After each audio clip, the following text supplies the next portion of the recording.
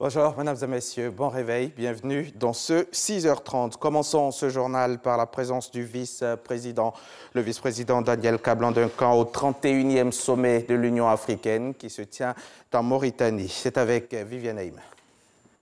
C'est l'imposant Centre international des conférences Al-Mourabitoun de Nouakchott qui a accueilli le sommet.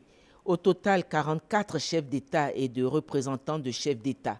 On retiendra que ce 31e sommet de l'Union africaine met fin au cycle des 2 sommets annuels de l'organisation panafricaine. En effet, à partir de 2019, il y aura un seul sommet annuel en janvier. Le sommet de fin juin, début juillet sera remplacé par des sessions ministérielles techniques.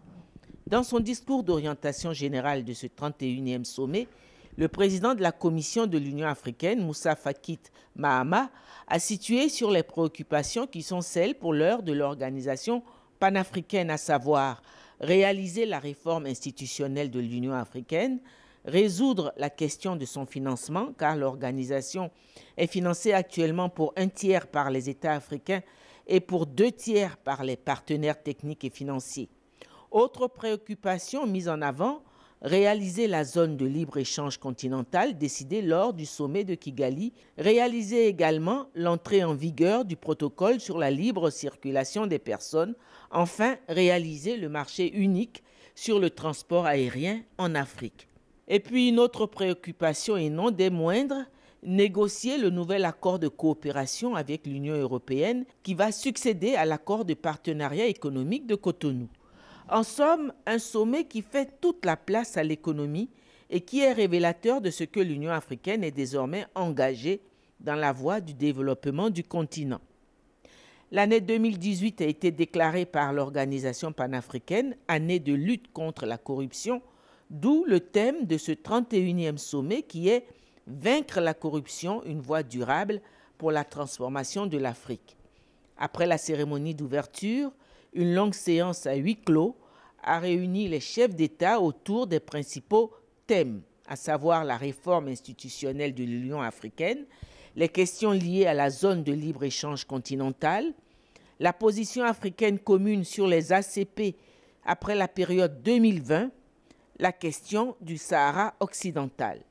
Le thème du sommet « Vaincre la corruption, une voie durable pour la transformation de l'Afrique » a fait lui aussi l'objet d'un huis clos des chefs d'État dans l'après-midi.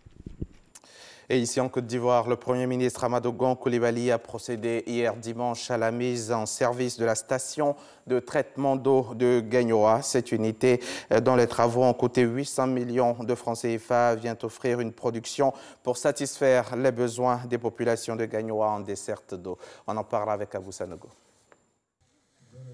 Le Premier ministre Amadou Gon Coulibaly rend opérationnelle l'unité de traitement d'eau de Gagnoa. La mise en service de cette nouvelle station va permettre de ramener le déficit de production de 60 à 30% que connaît la ville de Gagnoa.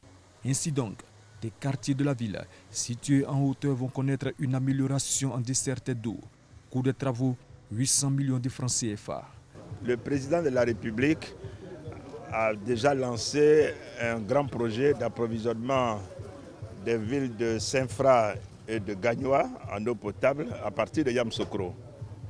Ce projet est en cours d'exécution et le délai contractuel donc, pour son achèvement est de 24 mois. Mais en attendant et pour soulager donc, les populations donc, de Gagnoa, donc, où nous avons constaté un déficit en matière d'eau potable, donc, la SODECI donc, et l'ONEP ont décidé donc, de mettre en place cette unité donc, de traitement qui permet d'apporter 2000 m3 donc, supplémentaires donc, au niveau donc, de Gagnoa. Ce qui soulage, on m'a dit, environ 5-6 quartiers donc, au niveau de Gagnoa. Donc c'est une bonne chose. Mais nous avons demandé que le projet en cours d'exécution soit réalisé dans de plus brefs délais pour que fin 2019, la question donc, de l'eau à Gagnoa soit définitivement réglée et ceci conformément aux instructions du chef de l'État. Donc je suis heureux d'avoir procédé donc, ce jour à l'ouverture de cette vanne qui va soulager, donc on nous a dit environ 40 000 donc, personnes au niveau de Gagnoa. Donc c'est un progrès qui s'inscrit conformément, donc, je dirais, à l'action du gouvernement qui est de faire tous les jours ce qu'il faut pour améliorer le quotidien des Ivoiriens. Pour résoudre de façon définitive l'approvisionnement en eau potable de la ville de Gagnoa ainsi que dans les localités environnantes, il a été identifié le projet Ressources Pays Émergents. Il y a un projet qui est en cours actuellement, qui était prévu finir dans 24 mois. Il nous a donné instruction pour qu'à la fin, en 18 mois, le travail puisse être terminé. Et on va prendre de l'eau depuis Yamoussoukro. Cette eau, on va la traiter, ça va desservir donc Saint-Fra et Gagnoa. Donc ça va résoudre définitivement le problème à Gagnoa. Le projet est en cours, il fait un peu plus de 40 milliards de CFA. Mais cette unité, c'était vraiment pour soulager la population. Les travaux d'installation de cette unité compacte sur le site de production ont consisté en la fourniture et l'installation d'une unité compacte d'égrement de 100 m3/h. La fourniture et l'installation de 2 nouveaux groupes à l'essor.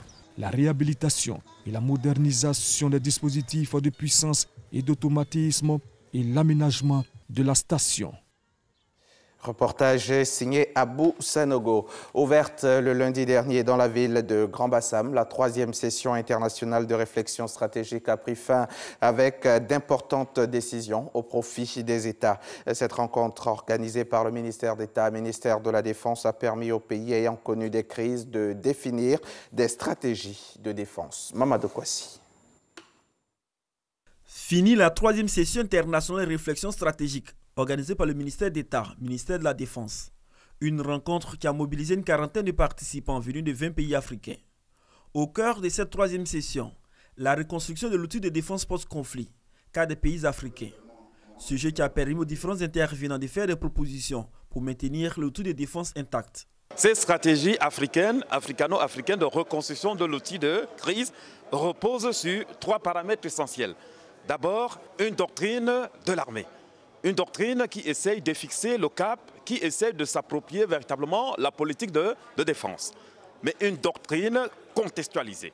Il y a maintenant la question de l'État-nation, c'est-à-dire comment s'articule la défense populaire.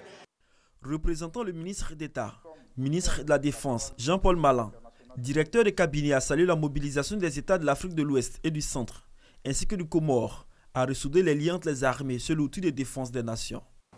La reconstruction de l'outil de défense après une période de crise est un processus délicat, mis en œuvre dans un contexte sensible, marqué par l'absence de confiance entre ex-belligérants. Par conséquent, cette reconstruction doit être progressive, graduelle et caractérisée par le réalisme, le pragmatisme des acteurs capables d'opérer des choix simples, clairs et réalisables. Pour marquer leur passage à cette 3e session internationale de réflexion stratégique, les 40 auditeurs, tous des officiers supérieurs, ont reçu des diplômes de participation.